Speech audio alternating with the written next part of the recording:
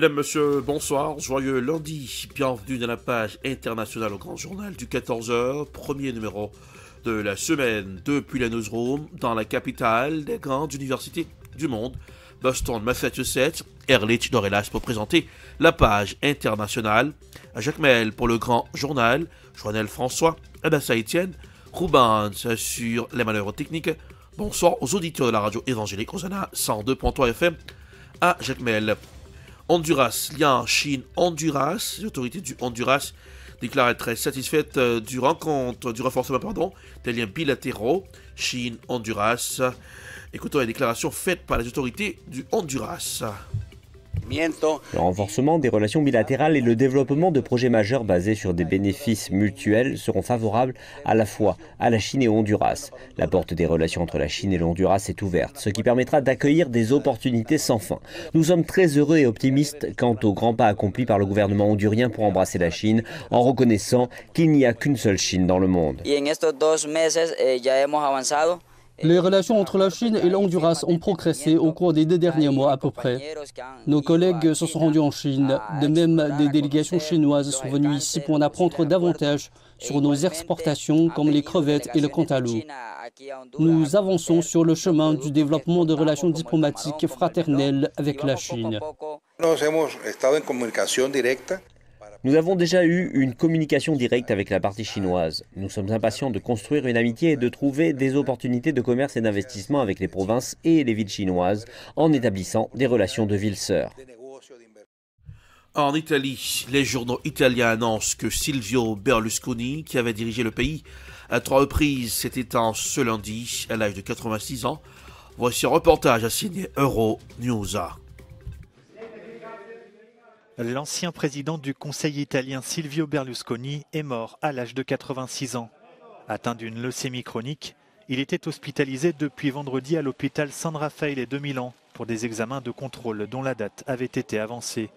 Entrepreneur à succès, propriétaire du club de football de l'AC Milan pendant une trentaine d'années et bâtisseur d'un empire médiatique, Silvio Berlusconi était surnommé l'immortel pour sa longévité en politique. Sa carrière aura été marquée par une série de scandales. Parlons du référendum constitutionnel au Mali. Mali, vote anticipé des militaires au référendum constitutionnel. Voici un reportage à signer Africa News. Les forces de sécurité et de défense du Mali ont voté tôt ce dimanche juin lors du vote anticipé avant le référendum sur la nouvelle constitution. La junte militaire malienne avait annoncé en mai dernier un référendum sur une nouvelle constitution qui se tiendra le 18 juin pour le reste de la population. Vraiment, je suis très heureux d'être les premiers votants à ma qualité de commandant régiment et je suis vraiment très fier d'avoir accompli mon devoir de civisme et j'exhorte tous mes éléments à venir voter. Approuvez-vous le projet de constitution ? Telle est la question à laquelle devaient répondre les membres des forces de sécurité et devra répondre le reste de la population en choisissant entre les bulletins blancs pour le oui et les rouges pour le non. Démarrage des opérations, tout est normal, tout est en place, tout le matériel est en place. Les éléments sont là aussi pour le vote. On a commencé à 8h00 et nous continuons jusqu'à 18h. Ce référendum constituera une étape importante vers un retour à un régime civil au Mali. La nouvelle constitution est la première étape majeure des plans invoqués par l'armée pour justifier de continuer à gouverner jusqu'en 2024. Israël a indiqué au département d'État américain qu'il ne s'oppose pas à ce que les États-Unis redeviennent membres à part entière de l'Organisation des Nations Unies pour l'éducation, la science et la culture, UNESCO, selon un rapport du média Axios. Voici un reportage à signer I24 News.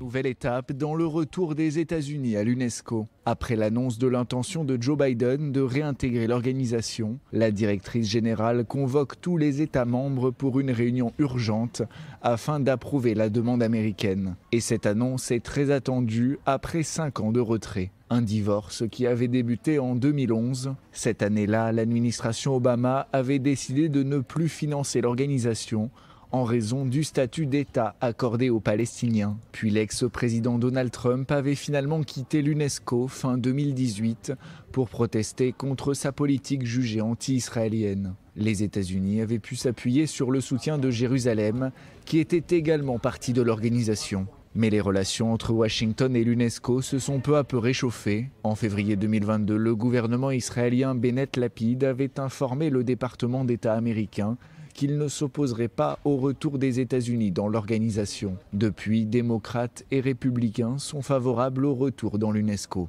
En décembre dernier, Washington avait donc approuvé l'allocation de 500 millions de dollars pour pouvoir redevenir membre à part entière. En mars 2023, le chef de la diplomatie américaine avait ainsi plaidé pour un retour officiel. La raison avancée, contrer la Chine. La Chine est à présent le plus gros contributeur à l'UNESCO. Nous ne sommes même pas à la table. Il est important que nous y retournions. Problème, un retour de Washington est conditionné au consentement des États membres, dont celui de Pékin. Discussion tendue au programme pour une décision annoncée ce lundi.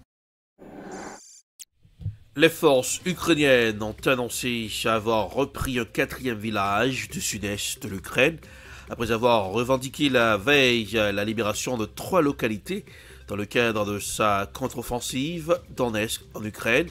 Voici un reportage à signer France 24. Les soldats ukrainiens progressent dans cette maison en ruine. Dans leurs mains, le drapeau jaune et bleu qu'ils accrochent fièrement à la façade de l'édifice. Petit à petit, l'armée ukrainienne progresse. Un peu plus loin, elle revendique aussi la prise du village de Neskouchne. Le 10 juin, le 7e bataillon Arey de la 129e brigade a libéré le village de Neskouchne. Gloire à l'Ukraine, gloire aux héros, gloire à la nation, mort aux ennemis, l'Ukraine avant tout. Au total, la contre-offensive ukrainienne aurait permis aux autorités de reprendre 3 villages dans l'oblast de Donetsk, Neskouchne, Blagodatne et Makarivka, premières avancées territoriales depuis plusieurs mois. Samedi, Volodymyr Zelensky avait admis que son armée avait commencé la contre-offensive tant attendue. Ce dimanche, il a salué les efforts de ses soldats. Je suis reconnaissant à nos soldats pour cette journée, à toutes nos brigades de combat, à chacune de nos unités, au groupement de forces Khortytsia et Tavria, à tous ceux qui se battent actuellement, à tous ceux qui sont en position, à tous ceux qui aident. Merci, merci pour chaque pas, pour chaque combat, pour chaque occupant détruit. Moscou n'a pour l'heure pas réagi à ces annonces. De son côté, le ministère russe de la Défense a assuré, image à l'appui, avoir repoussé une attaque contre un navire de guerre russe en mer Noire. Au cours de la contre-attaque, tous les bateaux ont été détruits par le feu des armes standards du navire russe à 300 km au sud-est de Sébastopol. Il n'y a pas eu de victimes. Le navire n'a subi aucun dommage. Loin du front, l'Ukraine et la Russie ont par ailleurs procédé à un échange de prisonniers. 95 Ukrainiens et 94 Russes ont ainsi pu retrouver la liberté. Fini cette page internationale pour ce lundi. Merci de l'avoir suivi. La production est signée Ed Prod, réalisation télé. Bel temps pour le compte de la radio évangélique aux 102.3 FM à Jacmel pour présenter la page internationale Ehrlich Dorelas depuis Boston, la capitale des grandes universités du monde. Coup d'œil sur la météo. Boston, 80 degrés Fahrenheit, ça donne 27 degrés Celsius. Jacmel, 91 degrés Fahrenheit, 33 degrés Celsius. Bonsoir Joannel, bonsoir Alessa Etienne, bonsoir Ruben, bonsoir aux auditeurs de la radio évangélique aux 102.3 FM. Passez un excellent lundi et bon début de semaine. Bonsoir, à demain.